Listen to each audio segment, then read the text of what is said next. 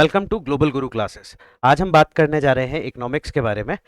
ये है हमारा फॉर्मल चैप्टर इकोनॉमिक्स का, क्लास 11th का फर्स्ट चैप्टर, जहाँ पे हम इकोनॉमिक्स, उसके इंट्रोडक्शन, उसके कंसेप्ट्स, इन सब चीज़ों के बारे में बात करेंगे। तो सबसे पहले बात करते हैं इकोनॉमिक्स की। इकोनॉमिक्स है क्या?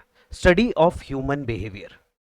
यहाँ पे हम मेजरली कि एक इंसान किस तरीके से बिहेव करता है, किन किन कंडीशन में, और उसके आउटकम्स क्या होते हैं, उसकी स्टडी करते हैं। अब वो स्पेशल कंडीशन क्या है? वो स्पेशल कंडीशन है स्कार्स रिसोर्सेज, यानी कि जब आपके पास रिसोर्सेज बहुत लिमिटेड है, आपको मंथली एक्सपेंडिचर करना है 50,000 का, मगर आपकी इनकमिंग या आपका रेवेन्यू जो है वो 30,000 है। तो अब आप 50,000 के एक्सपेंडिचर्स को इस 30,000 में कैसे मैनेज करेंगे, दैट इज इकोनॉमिक्स। नाउ अब इंपॉर्टेंट बात क्या आई कि मैंने बोला 30,000 की मेरी अर्निंग है, 50,000 का मेरा एक्सपेंडिचर है। तो सबसे पहली बात, कहा जाता है जितनी चादर उतने पैर पसारने चाहिए, बट वो शुरू कहाँ से होती है? वो शुरू होती है जब नीड्स एंड वांट्स जो हैं वो अनलिमिटेड होती हैं। हमेशा हमारी नीड्स एंड वांट्स जो हैं वो अनलिमिटेड होती हैं। हम हमेशा चाहेंगे कि किसी भी चीज़ को यूज़ करके मैक्सिमम सेटिस्फैक्शन डिराइव करें। तो अगर हम इसको एक साथ समराइज करें तो ये कहलाता है study of human behaviour in the condition where resources are scarce and needs and wants are unlimited. This is what economics is. चाहत भी ज्यादा है कि मैं ज्यादा से ज्यादा सेटिस्फैक्शन डिराइव करूं, तो ज्यादा से ज्यादा सेटिस्फैक्शन डिराइव करने के लिए मुझे क्या करना होगा? जो मेरे रिसोर्सेज हैं उनके सबसे पहले अलग अलग ऑल्टरनेटिव्स देखने होंगे। ये ऑप्शन ए में क्या क्या हो सकता है, ऑप्शन बी में क्या क्या हो सकता है, ऑप्शन सी में क्या क्या हो सकता है, और ऑप्शन डी में क्या क्या हो सकता है। अब इन रिसोर्सेज में फिर मैं देखूंगा कि मेरा सेटिस्फैक्शन लेवल कितना आ रहा है। ए में मेरा 100% सेटिस्फैक्शन है, बी में मेरा लेट्स से 75% सेटिस्फैक्शन है, एंड सी में मेरा 50% सेटिस्फैक्शन है, एंड डी में मेरा सिर्फ 25% ही सेटिस्फैक्शन है। तो मैं क्या चूज करूंगा? Very obvious, I choose a, जहां पे मेरे उस लिमिटेड रिसोर्सेज में मैक्सिमम सेटिस्फैक्शन आ रहा है। This is what economics is. Now अभी हमने बात करी थी कि स्कार्सिटी है क्या। स्कार्सिटी इज बेसिकली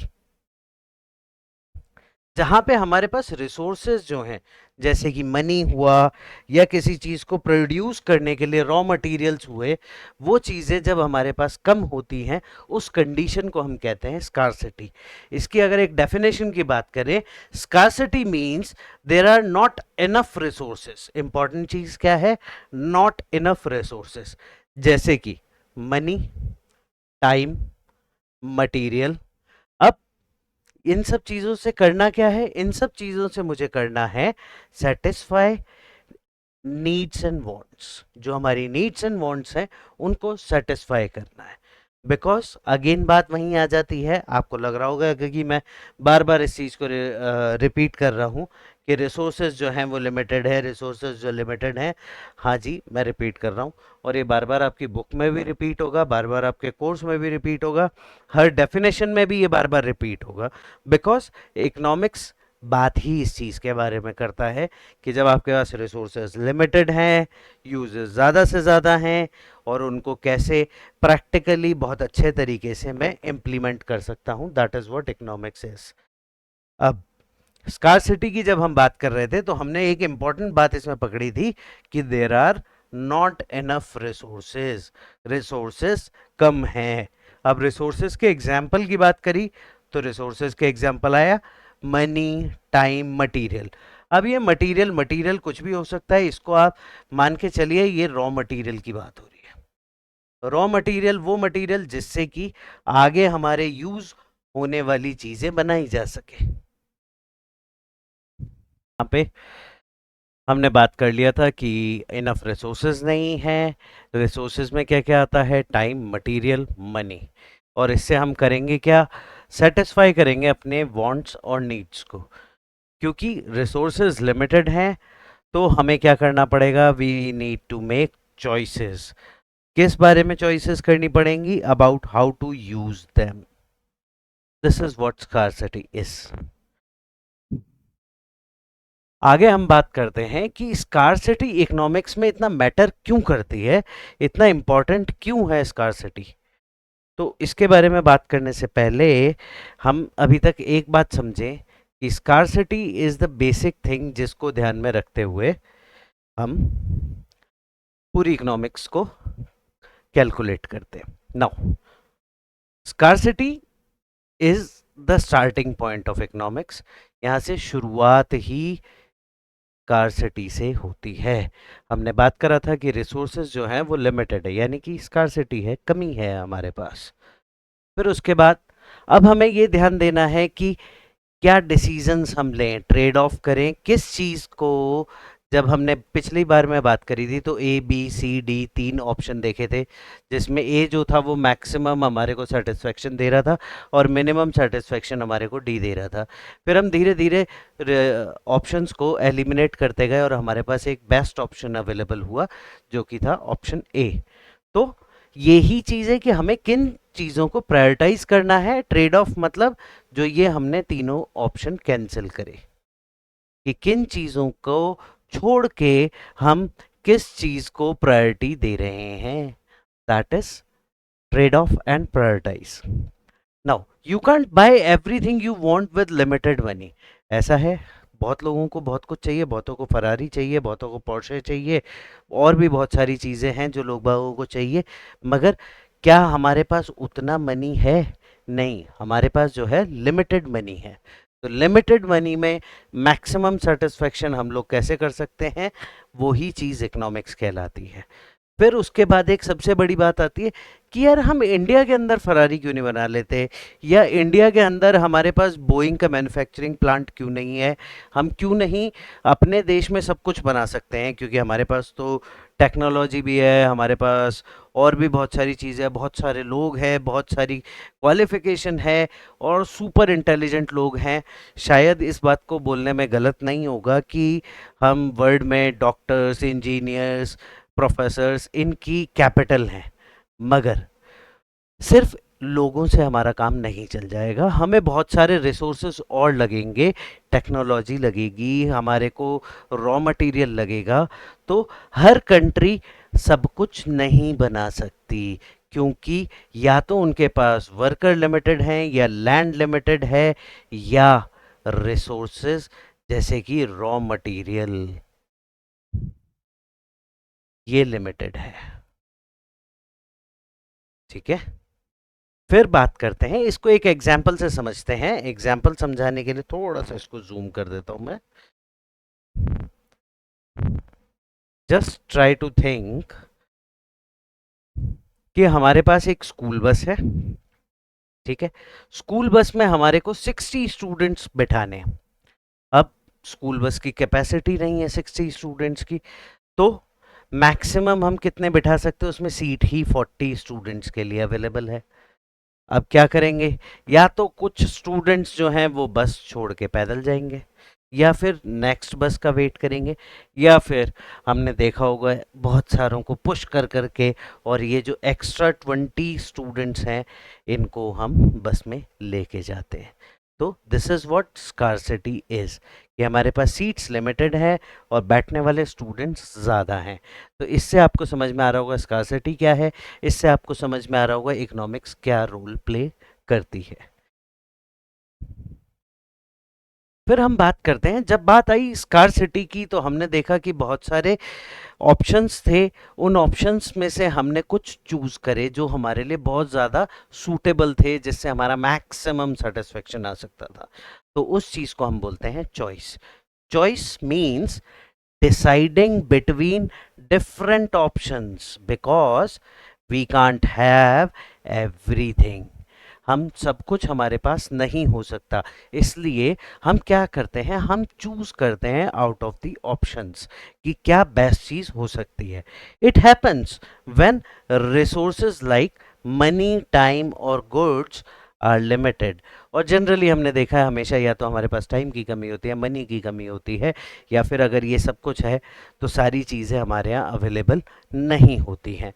तो अब क्या है, सबसे बड़ी बात क्या आती है कि हमारी वांट्स जो हैं वो बहुत ज़्यादा हैं, हम चाहते बहुत कुछ हैं, मगर उन सब चाहतों को पूरा करने के लिए हमारे पास रिसोर्सेज जो है लिमिटेड है। रिसोर्सेज के नाम पे क्या क्या आया, एक बार प्लीज मेरे साथ बोलेंगे, मनी, टाइम, गुड्स। ये सारी चीजें हैं जो कि लिमिटेड हैं और ये ही मेजर रिसोर्सेज हैं। नेक्स्ट कंसेप्ट है कि चॉइस अराइज ही क्यों होती है। अब चॉइस अराइज क्यों होती है, सबसे बड़ी बात वही स्कार्सिटी, मुर्गी पहले आई या अंडा पहले आया। स्कार्सिटी थी इसलिए चॉइसेस आई, और चॉइसेस हैं बिकॉज हमारे पास स्कार्सिटी थी। Since we don't have unlimited resources we must choose what to buy, क्योंकि हमने बात करी थी अभी कि हमारे पास या तो मनी लिमिटेड है, या टाइम लिमिटेड है, या फिर गुड्स लिमिटेड है। तो इन तीनों चीज़ों में से अगर कोई भी चीज़ हमारे पास लिमिटेड है तो हमारे पास चॉइसेस अराइज होती हैं। फिर व्हाट टू बाय हो गया, way how to spend time. अब जो हमारे पास लिमिटेड टाइम है, यानी कि यहाँ पे टाइम की बात आपके मेरे टाइम की बात नहीं हो रही, यहाँ पे टाइम से बात हो रही है प्रोडक्शन में लगने वाले टाइम, प्रोडक्शन में लगने वाला मैन पावर का टाइम। वो कंसेप्ट बहुत लंबा है, उसको हम आगे चल के समझेंगे कि कैसे प्रोडक्शन टाइम या मैन आवर्स की बात, अगर हम इसको शॉर्ट में समझना चाहें कि मैन आवर्स, मैन आवर्स मतलब कि अगर एक आदमी दिन में 8 घंटे काम करता है और मेरे पास वर्क फोर्स है 100 पीपल की, तो मैं 800 घंटे ही काम करा सकता हूँ। अब आप बोलेंगे कि हमारे पास तो पॉपुलेशन बहुत सारी है, आप बहुत सारे लोगों को एम्प्लॉय कर लीजिए, मगर वो जिस मशीनरी पे काम करेंगे, वो जिस रिसोर्सेज पे काम करेंगे, वो रिसोर्सेज अपने आप में लिमिटेड है।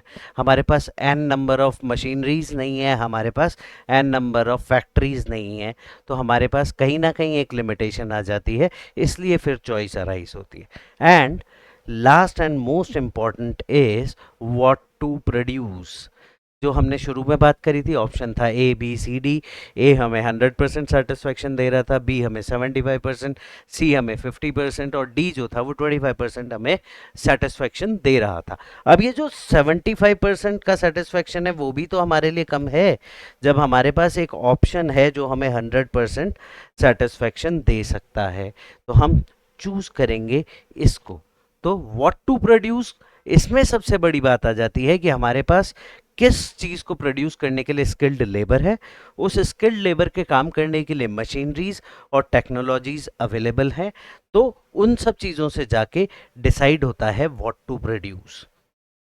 नाउ रिलेटेबल एग्जाम्पल की अगर हम बात करें, तो एक स्टूडेंट के पास 20 रुपए हैं।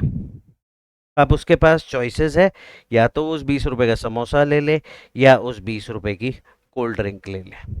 ठीक है, मतलब आपके पास एक लिमिटेड मनी है, उस लिमिटेड मनी में आप 2 3 4 कितने भी ऑप्शंस हो सकते हैं, उनमें से आप कौन सा ऑप्शन ऑप्ट करेंगे वो आपके ऊपर है। मगर ये चॉइसेस अराइज क्यों हुई, ये चॉइसेस आई क्यों, क्योंकि हमारे पास पैसा थोड़ा सा था, पैसा ज़्यादा नहीं था, उतना ही था कि हम कोई भी एक गुड परचेज कर सके, तो इसलिए चॉइस अराइज होती है। फिर बात करते हैं हम ब्रांचेस ऑफ इकोनॉमिक्स। अभी तक हमने समझ लिया इकोनॉमिक्स क्या होती है, फिर स्कार्सिटी क्या होती है, फिर हमने बात करी कि चॉइसेस क्या होती हैं, फिर चॉइसेस क्यों अराइज होती हैं। अब बात करते हैं कि इकोनॉमिक्स जो है उसकी ब्रांचेस कौन कौन सी होती है। एक होती है मैक्रो इकोनॉमिक्स, दूसरा होता है माइक्रो इकोनॉमिक्स। आप लोगों ने सबने माइक्रोस्कोप तो देखा होगा। माइक्रोस्कोप किस काम आता है, बहुत छोटी छोटी चीज़ों को जिनको हम हमारी नेकेड आइज से नहीं देख सकते, उनको जूम करके बड़ा करके देखना।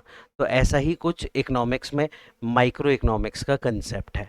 अब माइक्रो इकोनॉमिक्स का कंसेप्ट क्या कहता है कि यहाँ पे हम किसी इंडिविजुअल की बात कर रहे होते हैं, या फिर इंडिविजुअल हाउस होल्ड की बात कर रहे होते हैं, या फिर एक बहुत छोटे ग्रुप ऑफ पीपल की बात कर रहे होते हैं।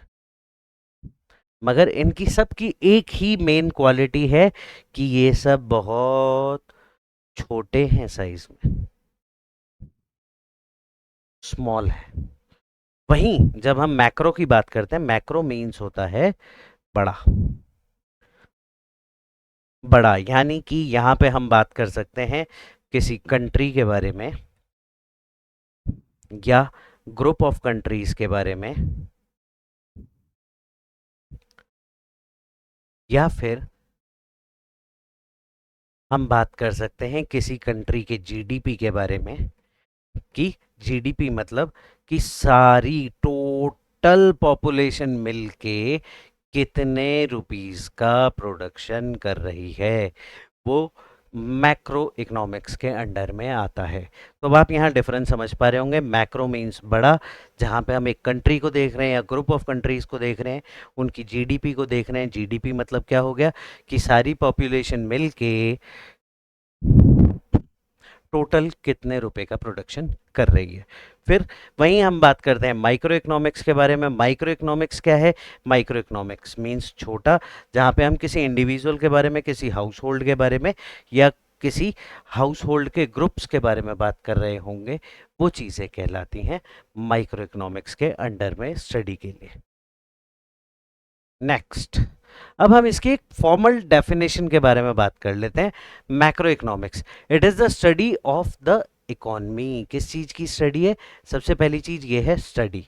स्टडी किस चीज़ की है? इकोनॉमी की। और इकोनॉमी एज अ होल मतलब पूरी इकोनॉमी के बारे में बात हो रही है।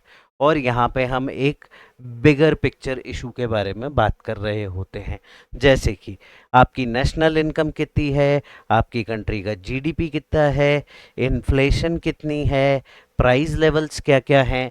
इन्फ्लेशन इन्फ्लेशन आपने आजकल वैसे तो बहुत सुना होगा, मगर अगर आप इसको वैसे इजी वे में समझना चाहें तो ये कहलाती है महंगाई। आपने ये तो सुना होगा कि भाई हमारे मम्मी पापा या दादा दादी 150 रुपये में पूरे महीने का खर्चा निकाल लेते थे, उसके बाद भी कुछ सेविंग हो जाती थी। या आपने एक बहुत फेमस स्टोरी सुनी होगी, यार मेरे पापा बोलते हैं कि इस पर्टिकुलर पॉश लोकेशन पे मुझे उस समय 50,000 रुपये में इतनी बड़ी लैंड मिल रही थी। वो मेरे पापा को भी मिल रही थी, शायद औरों के पापाओं को भी मिली होगी, मगर उस समय वो 50,000 की वैल्यू आज के 50,000 जितनी इजी नहीं थी। उस समय वो 50,000 की वैल्यू लगभग 50 लाख या उससे ज़्यादा के बराबर रही होगी, कि जो कि उनके लिए भी उस समय अफोर्ड करना मुश्किल था। तो बात ये हो रही है कि उतने पैसे में आज हम क्या बाय कर सकते हैं, वो कहलाती है महंगाई या इन्फ्लेशन। फिर हम बात करते हैं अनएम्प्लॉयमेंट लेवल की। इसके बारे में लेके गवर्नमेंट में आए दिन कुछ ना कुछ इश्यूज उठते रहते हैं। कभी अपोजिशन पार्टी उठाती है, कभी रूलिंग पार्टी उठाती है। जनरली ये आप देखेंगे तो इलेक्शंस के आसपास इस चीज़ के ऊपर ज़्यादा बात होती है। तो अनएम्प्लॉयमेंट है क्या? ऐसे लोग जिनको कहीं जॉब नहीं मिली है, नो जॉब्स, जिनके पास जॉब्स नहीं हैं या जितने की वो जॉब कर सकते थे उससे कम में वो जॉब कर रहे हैं। फिर बात करते हैं हम इकोनॉमिक ग्रोथ की, कि एक कंट्री किस लेवल पे ग्रो कर रही है, क्या हो रहा है, वो चीज़ इकोनॉमिक ग्रोथ कहलाती है। और गवर्नमेंट पॉलिसीज़ की, गवर्नमेंट क्या आपके मेरे लिए एक जने को ध्यान में रखते हुए पॉलिसीज़ बनाती है? नहीं। गवर्नमेंट क्या करती है कि एक बहुत बड़ी सोसाइटी या बहुत बड़े ग्रुप को ध्यान में रखते हुए अपनी पॉलिसीज़ बनाती है। तो उससे क्या होता है? मैक्सिमम सेटिस्फैक्शन जनरेट होता है। हो सकता है कि आपको और मेरे को वो चीज़ नहीं समझ में आए, या आपको और मेरे को आज वो चीज़ यूज़फुल नहीं लग रही, या उसके बारे में हमारे को ऐसा लगता है कि ये यूज़लेस है, मगर शायद सोसाइटी का एक बहुत बड़ा हिस्सा ऐसा होगा जो उससे बेनिफिट अर्न कर रहा होगा। तो गवर्नमेंट पॉलिसीज़ कभी भी इंडिविजुअल को देख के नहीं बनती है, गवर्नमेंट पॉलिसीज हमेशा लार्जर ग्रुप को देख के बनती है। ठीक है, तो ऐसी चीजें जो कि किसी लार्जर ग्रुप को ध्यान में रखते हुए की जा रही हैं, वो कहलाती हैं macro economics. Like watching the entire Indian economy from above, how it moves, how it grows, how it changes। अभी शायद लेटेस्ट डेटा के अनुसार हम फोर्थ लार्जेस्ट इकोनॉमी बन गए हैं। तो लेट्स कॉन्ग्रेचुलेट इंडिया कि हम फोर्थ लार्जेस्ट इकोनॉमी बन चुके हैं। अब ये सारी चीज़ें पता कैसे पड़ती हैं? ये सारी चीज़ें जब हम मैक्रो इकोनॉमिक्स को फॉलो करते हैं या मैक्रो इकोनॉमिक्स की स्टडी करते हैं तब हमें पता पड़ता है। Next is micro economics. Micro, जैसा कि मैंने पहले भी बोला था, माइक्रो मीन्स छोटा। प्लीज मेरी हिंदी की राइटिंग पे मत जाइएगा, बहुत ही सुंदर राइटिंग है मेरी, तो please forgive me for this. This is the study of individual parts of economy. यहाँ पे हमने जो बात करी थी इंडिविजुअल पार्ट्स के बारे में बात होगी। कौन कौन होता है कि कंज्यूमर, एक इंडिविजुअल कंज्यूमर किस तरीके से अपनी चॉइसेस बना रहा है, क्या चीज़ें उसे पसंद हैं, किन चीज़ों के बेसिस पे वो डिसीजन कर रहा है, वो सारी चीज़ें आती हैं। फिर उसके बाद एक बिजनेस अपनी प्राइजेस को किस तरीके से सेट कर रहा है। अब आपके और मेरे लिए कुछ बहुत इजी चीज़ें होती है, पेन हुआ, बुक्स हुए। अब हम कई बार सोचते होंगे यार ये डीके गोयल की बुक इतनी महंगी क्यों है, या उसके कंपैरिजन में हम कोई दूसरी बुक देखते हैं तो वो उसकी प्राइसेस कम है, पेजेस लगभग बराबर हैं या कंटेंट ऑलमोस्ट सेम है। या आपने देखा होगा कि एनसीईआरटी गवर्नमेंट वाली बुक्स जो हैं वो बहुत सस्ती आती हैं, वहीं प्राइवेट पब्लिशर्स की बुक्स, सॉरी बट वो थोड़ी एक्सपेंसिव आती हैं। तो that is based upon demand and supply.